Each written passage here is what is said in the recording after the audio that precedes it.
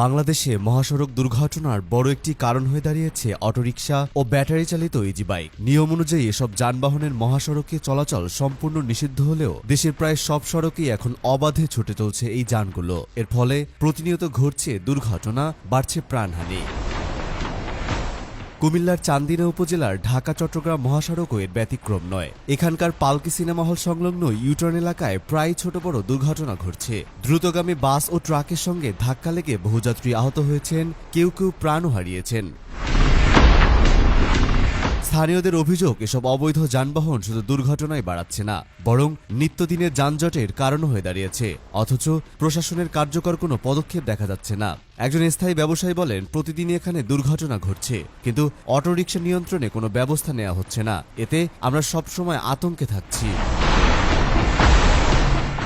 বাংলাদেশে 3 চাকা যানবাহন সংশ্লিষ্ট দুর্ঘটনা ভয়াবহ আকার ধারণ করেছে। রোড সেফটি ফাউন্ডেশন হিসেবে শুধু 2023 সালেই সারা দেশে এসব দুর্ঘটনায় প্রায় 1100 মানুষ নিহত হয়েছেন।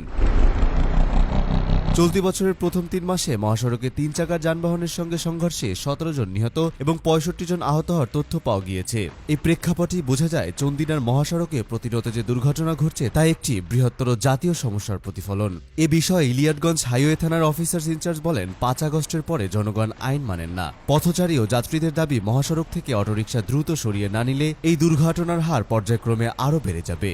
তারা প্রশাসনের কাছে কঠোর এবং স্থায়ী পদক্ষেপ নেয়ার জোর দাবি জানিয়েছেন। মেহেদী হাসান, দৈনিক সকাল।